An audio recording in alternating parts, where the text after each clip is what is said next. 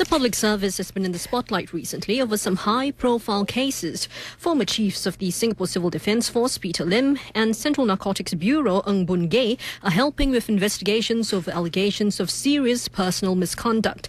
And more recently, it's believed that several public servants, including a former principal, are being probed for involvement in an online prostitution ring.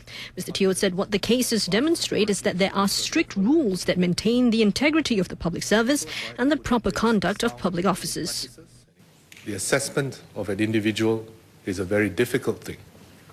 And a person whom you may know for 5 years, 10 years, may have some weaknesses which only are uncovered later.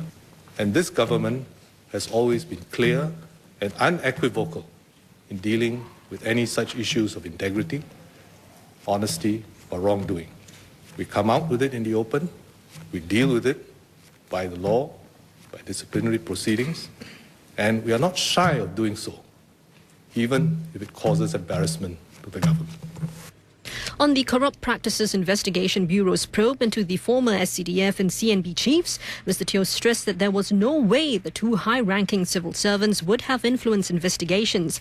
That's because both men were immediately placed on leave on the day the CPIB arrested them. Mr. Teo again stressed that there was no delay in the release of information. He said a public announcement at the time the men were arrested would have compromised investigations.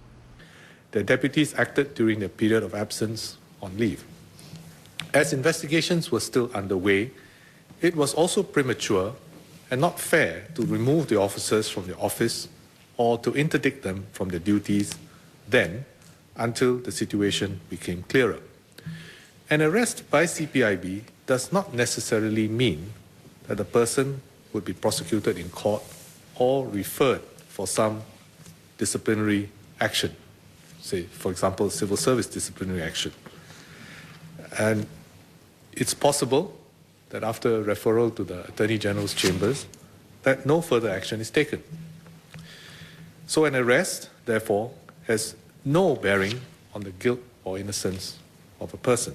Mr. Teo also revealed that over the past 5 years, there were 59 cases of improper conduct reported for uniformed officers. Now, wrongful practices include failure to comply with procedures, improper conduct, and unethical behavior.